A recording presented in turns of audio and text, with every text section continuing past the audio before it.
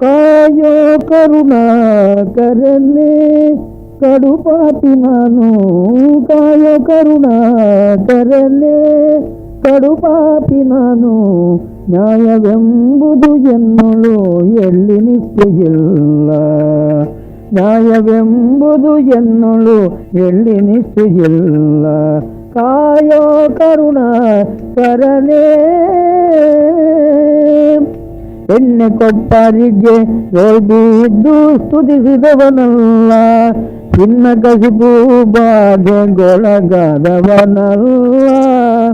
ಬಣ್ಣಗೆಟ್ಟಡವಿಯಲ್ಲಿ ತಪಸ್ಸು ಮಾಡಿದವನಲ್ಲ, ಹೆಣ್ಣಿನಲ್ಲೂ ಸೇರಿ ನಿನೊದರಿದವನಲ್ಲ.